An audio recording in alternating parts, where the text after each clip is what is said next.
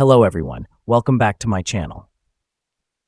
To fully explain the idea that everything up to the float is done and that moving from the float to the real effective exchange rate, RER, is key for making the currency international, we need to break down these financial concepts and their implications for an economy.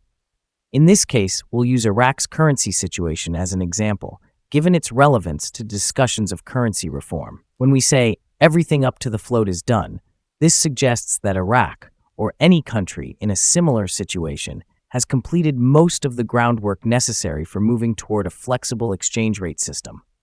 This groundwork often includes stabilizing the economy, building up foreign reserves, implementing monetary policy reforms, and creating a foundation for more open market operations. These steps are crucial because a currency float requires a country to be able to handle the fluctuations and pressures that come with allowing its currency to move according to market forces.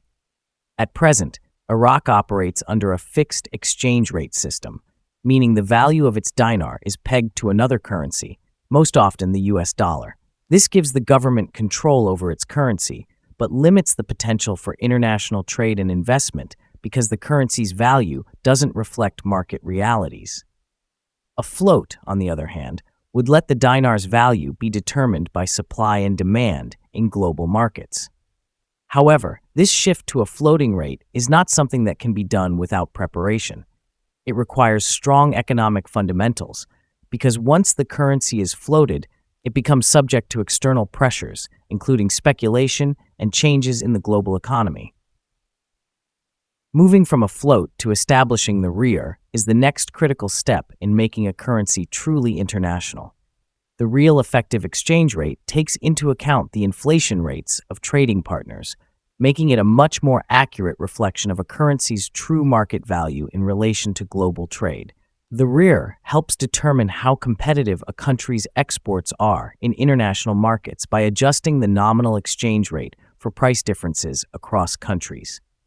For Iraq, achieving an accurate REER would signal that its currency is not only floating, but also functioning in a way that reflects real economic conditions and relationships with trading partners.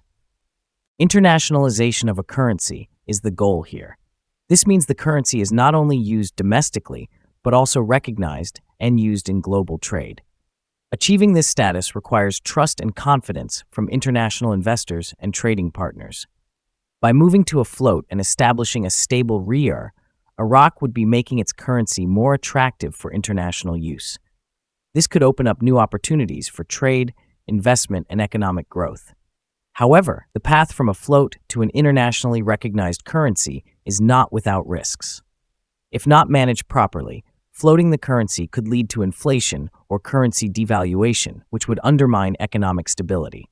Therefore, the Central Bank of Iraq and the government must carefully manage this process to ensure that the benefits of a float and the REER outweigh the risks. In conclusion, Iraq's journey from a fixed exchange rate system to a floating rate and eventually to achieving a stable RER is a crucial step in internationalizing its currency. This process, while challenging, could bring significant benefits to the country's economy by making it more competitive and integrated into the global market.